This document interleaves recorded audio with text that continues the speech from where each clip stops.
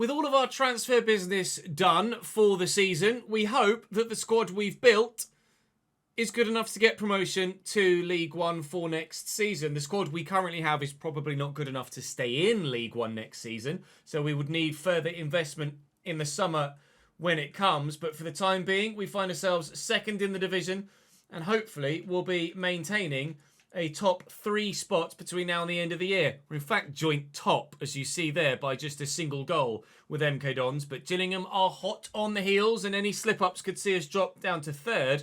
A couple of slip-ups in the row could see us drop out of the top 3 altogether and into the playoffs. We're currently 12 points inside the top 7, though, so confident we'll have a chance of promotion, if not promotion itself, by the end of the season. February is a relatively straightforward month for us, although we do have a game at the end against Burton in the quarterfinals of the EFL Trophy. Obviously, our focus is on getting out of this league at the moment, so we will concentrate on our domestic league performances as opposed to our domestic cup. Swindon, Tranmere, Newport and Port Vale, the 4 that lie ahead of us today.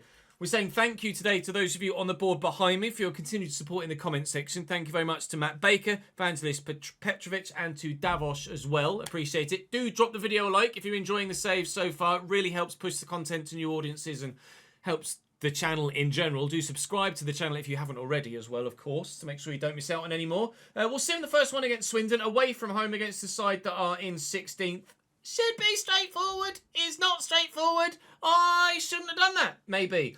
Subawale gives them a 1-0 win.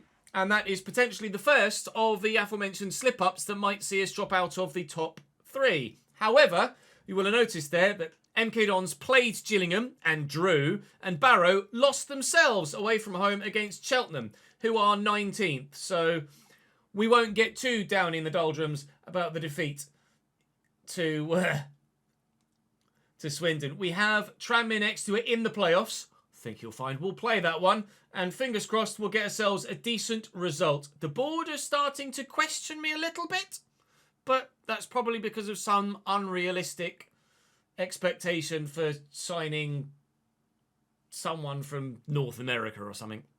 Tranmere with a rather old school 4-4-2. Connor Jennings and Josh Davison lead the line. Luke McGee in goal is actually pretty decent. They're in the playoffs. They're pushing. They will try. I keep forgetting to turn the keyboard off before we get into games. They're pushing for an automatic spot. They're going to be a slight way behind because obviously the 3 of us at the top are with a bit of an advantage at the moment. But if they get a win against us here, especially in awkward wet conditions here at Valley Parade, then there's no reason why they can't consider themselves good enough to warrant challenging. And if results go their way, then absolutely they could have a go. Tranmere have been championship in the not too distant past, whilst also having been in the National League in the less distant past. Such is the nature with so many sides, isn't it, in the football leagues. Some have got, like Bradford, for example, former Premier League side. There are a couple of former Premier League sides in League 2 at the moment, and some that were League 2 not that long ago that are Premier League sides now. It's actually pretty crazy. But for the time being, we're both in League 2, but we hope that one of us, isn't going to be next year. And not because we're going down either. Jennings, Finley, wide. Davison. 4-4-2 is probably going to be quite awkward to play against here for Tranmere. Connor Jennings can't quite get through my midfield there. Walker will find Smith, and there was at least plenty of space out wide for Wright here. Dink it. Get it down and bury it. We've seen it a few times this season. We see it again. The ball over the top to an on-rushing Tyler Smith and buried in the back of the net. Bradford lead by a goal to 0. I was going to say away from home. We're not. We're at home. We lead by a goal to 0 at Valley Parade against the playoff-pushing Tranmere. Connor Jennings. Well in, Richie Smallwood. His performances have been right up there, Richie Smallwood, this season, haven't they? Tyler, that's a challenge and a half. Richie Smallwood is definitely pushing to have a contract extension, even if he's not necessarily going to be at the club much more than the 1 year. But having the body for a busy League One season might come in handy. Would save us having to potentially look for loan deals for central midfielders like we've had to do this season. With obviously Stevenson coming in from Portsmouth. Lapsley, Bradford bought in real life, so we replicated it. Brandon Kayla, Bradford bought in real life, so we replicated it.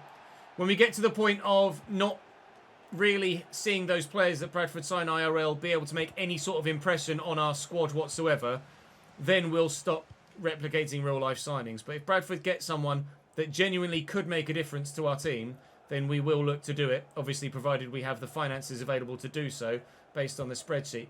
Flick that on, well up. Tyler Smith has run straight into the defender. Well done, dickhead. Walker to Smith.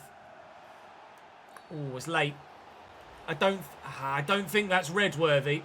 Just the yellow. It was from behind and it was late, so the referee might, and the referee has brandished a red card. Sam Finley sent in the 33rd.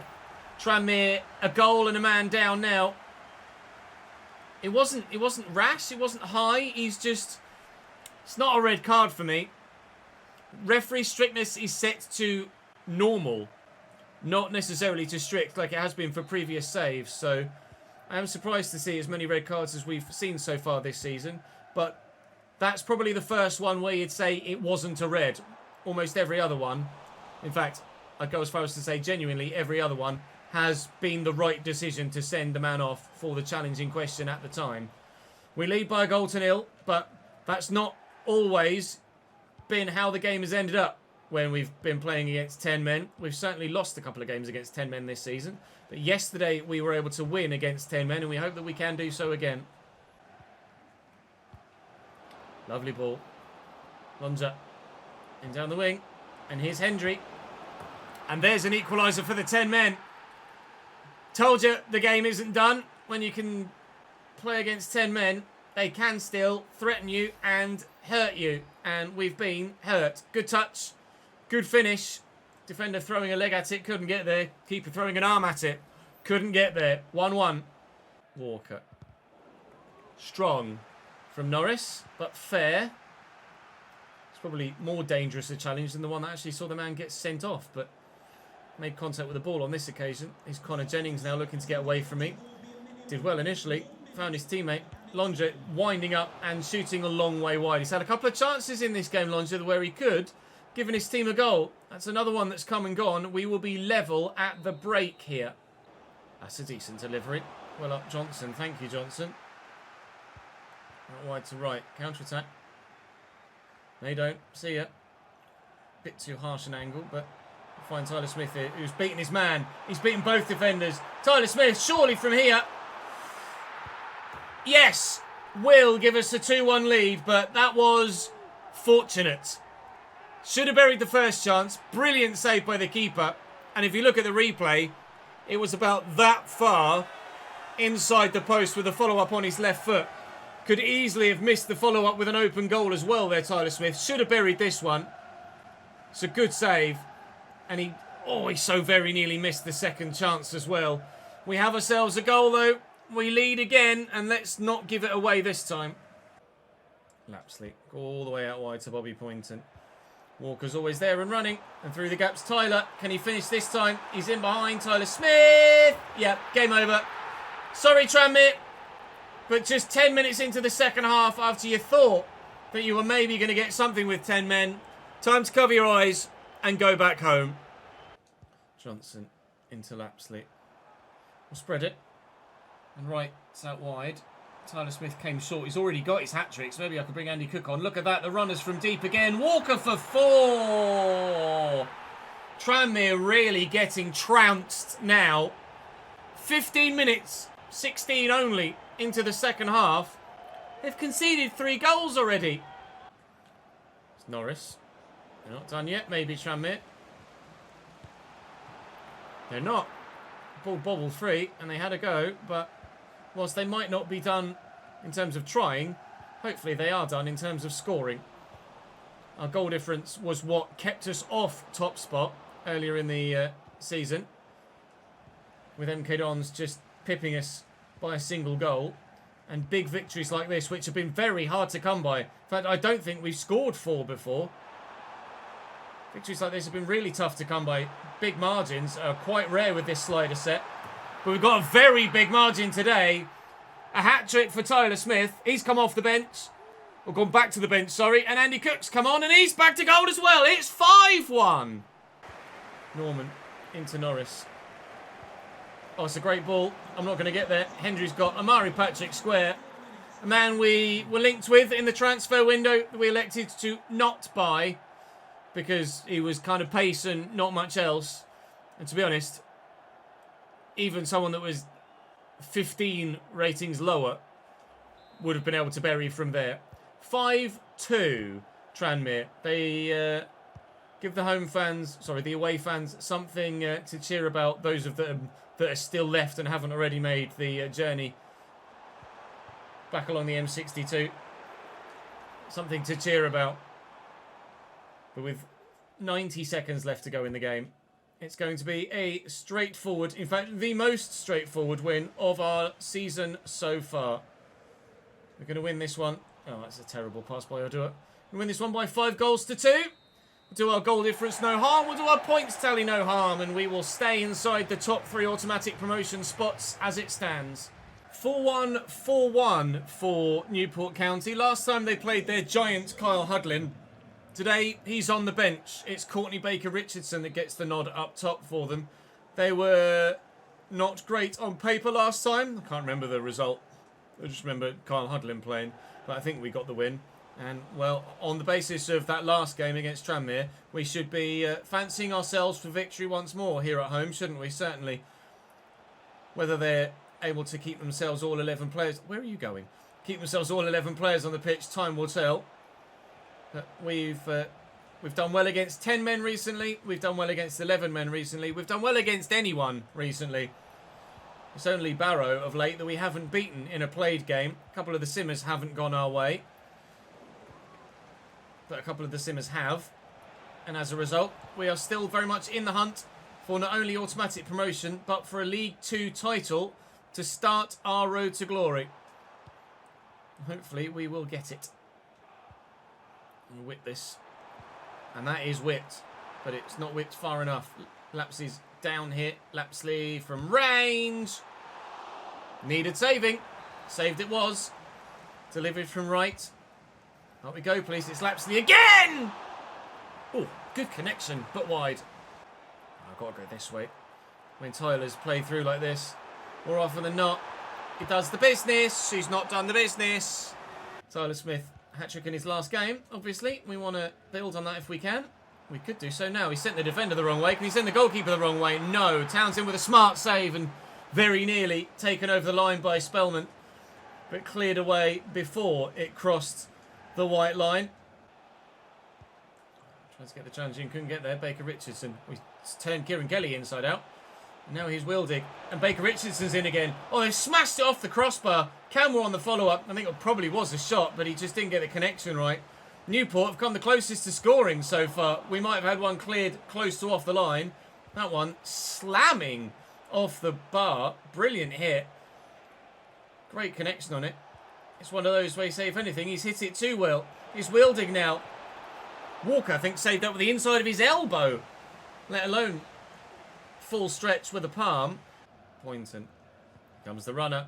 It's Walker. It's always Walker. It's Tyler Smith at the minute. It's always Tyler Smith. In the second minute of stoppage time at the end of the first half, we've finally found a way through. And could it have been anyone else other than the red hot right now, Tyler Smith? Oh, it's really poor. As is that. We can see another red. They're really at it recently, aren't they? The fans are calling for it. And I think they're going to get what they're asking for. We've seen a big uptick in just mindless challenges. I don't know whether it's a League 2 thing with potentially just lower supposed intelligence of defensive players. It's obviously not a thing in real life, but in FC terms, they tend to be pretty unfair on the lower rated players, don't they? I anticipate in the higher divisions we will see less red cards, but for the time being, we're playing against 10 men again. I don't anticipate another 5-goal haul, but we'll do what we can. Bobby could set up a teammate here. He could just slot through. It's actually Gilbert off the bench on this near side. Good block by McLaughlin. There is no second goal yet. Bobby will take the corner himself now. And Johnson's underneath it. And Johnson can't get to the second ball. It's going to fall to Stevenson, who's off the bench here. Stevenson to Patterson. Patterson through the gap to Gilbert. Stands it up. And in the middle is another defender. Morris has picked up an injury for them. Trying to win this back. Stevenson doing really well to do so. Lapsley out to Gilbert. Still looking for another goal. That hit a hand and probably might well have been a penalty if we had handballs on for Pens. But unfortunately we don't. 25 minutes to go.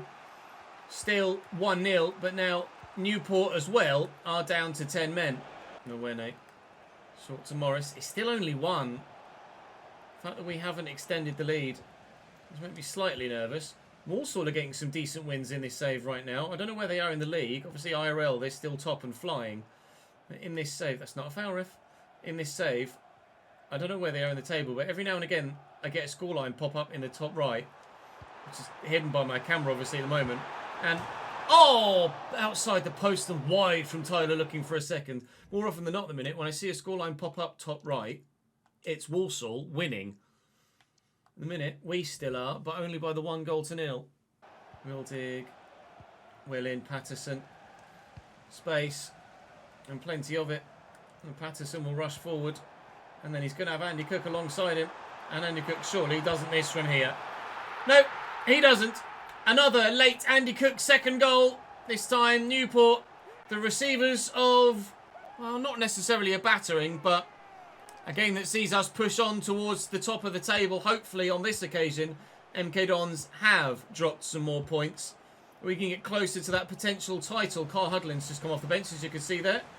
No mistaking his big frame. Pointer will get this in quickly to Cook, who will look to flick it on towards Gilbert, but unfortunately, this didn't quite travel far enough. We could have had a third there in quite quick succession to the second, but not to be. Not to be for Newport today, not to be for Tranmere today, and hopefully not to be for whoever it was that we had at the end of the month as well. I can't quite recall off the top of my head. I know we've got Burton in the Cup to come, but there is another league game first. I really can't remember who it was. That's going to be a handball for us, and that will be game for us. Thank you very much for the 3 points, gents. See you next time. Oh no, wait, we're going to get promoted and you're not. Gillingham lose, but Barrow won, as did MK Dons. So the top of the table... Oh, hang on. I was going to say the top of the table probably looks quite similar to how it did. It doesn't. We have ourselves that first place position that so far this season has eluded us for quite a while. We are clear of MK Dons, who are draw specialists at the minute. Look, they've only lost 3 games still, 2 of which have been me. So they've only lost 1 other game outside of us all season. But they draw almost as many times as they win. Almost every other game.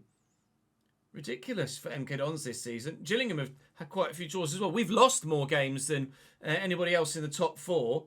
Lost nearly 3 times as many games as MK Dons, but we've just been able to win more games than anyone else. Do that throughout the course of a season, and you're always going to have a decent year, aren't you? It was Port Vale in the final played game of the day. We shall head to Vale Park now. Now, before we head into this game against Port Vale, we're going to have a spate of press conference questions. The first of which coming from Alex that says, Mr. Alexander, you've previously experienced management in the SPFL as Motherwell manager. Of course, we're managing in-game as the real-life Bradford City manager, Graham Alexander. Would you consider dipping into the Scottish market to strengthen your side? Certainly. We've seen some great talent come from the Scottish divisions down to the English divisions and really make a big impact. We absolutely will look to utilise all aspects of domestic football for our League 1 and 2 scouting missions and recruitment. We absolutely want to make sure that we make the most of every possible opportunity to improve the squad that's available to us. That kind of, in turn, half follows on to Jackster's question that says, having the best defensive record in the league along with an experienced defence, do you see the club investing in a young centre-back in the near future? Yes. The second half of that question is that there is a rumour that we're looking at talented Estonian centre-back Maxime Pascocci, who is showing a lot of promise in the Swiss League. Now, as per the rules of the save, we're trying to stay a bit more realistic with the way that we make transfers. So in Leagues 1 and 2, we will only sign players from domestic nations and domestic leagues. We'll sign people of other nationalities, but they will have to be based in Great Britain. When we get to the Championship, we're expanding that to Europe. And then, of course, when we get to the Premier League, we will sign anyone from anywhere. And the third and final press conference question is from Michael. It says, Bradford City has faced some challenges this season with penalties in recent games, including the recent FA Cup exit on penalties. Most notably, more recently than that penalty that went all the way up there, that was more of an in-game thing, but we'll count it for this in this regard. It says, is the squad actively working on addressing the issue, perhaps through specific training sessions, or by considering a move in the transfer market to bring in a clinical set-piece specialist? We don't have a set-piece specialist at the club right now, and there is always a place in a ChesnoidGaming side for a set-piece specialist. I love scoring free kicks or whipping in corners and scoring very good set-piece routines. So yes, absolutely, we are always in the market, if we don't have one, for a top-quality set-piece specialist. Maybe that will be on the cards for our League One recruitment heading into next season as we anticipate getting promoted. But certainly, penalty training isn't necessarily something that you need to do because you can't replicate the pressure of taking a competitive penalty. But if the lads want to spend 15, 20 minutes after training just doing some penalty practice, then they're more than welcome. Oh, that was them, wasn't it? Well done, Ches. I was looking at it. We've played so many home games recently that my brain just went, oh, that'll be the home side. It's not. It's their team, Ches. So Port Vale line up as follows in a 5-2-3. Connor Ripley in goal. Brandon Cover at right back, who did impress last time we played against Vale, and I'm intrigued in scouting him actually. Connor Hall, Nathan Smith, Ben Hennigan and Kyle John at the back. George Byers and Ben Garrity in the midfield. Ronan Curtis, Jaden Stockley and Ethan Chislett as the forward three. And, well, 63 to 66 rated. It's a pretty strong side for Vale. They're mid-table, though, and not having a very good season. You would have expected them, having been League One last year, to do what they're doing in real life and challenging to get back to League One level at the first time of asking. They are not in this save, although at home, I'm sure, they will be a tough test and a decent outfit to try and play against. Testing ourselves against a side of the similar sort of level, in terms of starting 11 at least, that we will be trying to beat to stay in the division above next season. This will be the sort of calibre of side we'll have at the bottom end of League One to try and beat. And then obviously those sides at the top end of League One are going to be quite a step further on. Well held by Walker early doors. Johnson with a throw. Right, we'll get it back to him and come forward again. We go through that gap? No, let's go sideways here to George Lapsley. Oh, it's opened up. You know, I love a worldie! But we don't have one this time. Lapsley with the effort. I've been pleased with Lapsley. Obviously, on paper, not a worldie player, but certainly has fitted into the group pretty straightforwardly. No, onside, Jaden Stockley. Okay. And Curtis. Is he onside here? Brandon Cover. It's that fullback again. He's getting forward and making an impact. Now he's out of position. He's going to get himself back in position in time. Not if Wright has anything to do with it. Looking to... Oh, never mind. Power past Hall, but easier said than done. Oh, Christ. It's asking a lot of your keeper. And turns. Tyler Smith again. Stockley forward, given away. Kieran Kelly does well. Now Bobby Poynton looking to get in behind. And there is room to do so, and the defender's overcommitted himself. Will play through Tyler Smith, and Tyler very rarely gets caught in these situations this season. And Tyler Smith buries it to give Bradford City a 1-0 lead. When we're on the breakaway and he's set free, that is the outcome. Kyle John into the channel for Chislett. Scott Stockley making the run. Stockley's made a run offside, which has absolutely ruined him. But then his teammate arrives. Oh my God, it has hit the outside of the post. But Jaden Stockley with a crazily poorly put together run. Was run right next to the man in possession and then run offside. Inexplicable from a man as good in real life as Jaden Stockley. Similarly, that pass from Diabate. Here is Stockley now, setting up Curtis. And that's really poor. John to Stockley. Curtis and Chislett. Oh, vital interception from Diabate there. Don't forget the ball, George. Brandon Cover doing it again. Not good enough this time, though. Right, getting away. Looking for Tyler. Tyler in the box. Tyler Smith still. And the finish lets him down this time. Breaking between the lines again. My manager is on his knees. Graham Alexander can't quite believe it. Chislett in the box. Dangerous this. Very dangerous this. Equaliser for Port Vale. You can't get any more dangerous. He's buried it in the back of the net. I thought the defender was going to get across to that and be able to block it. Halliday comes sliding in at the last here, throwing himself at it. Just can't quite get there in time. Port Vale equalise. Oh, nice sharp turn by Lapsley. And Tyler through the gap. Is he on? That's the question. I think he was. He was! Take that, Vale. Immediate fight back.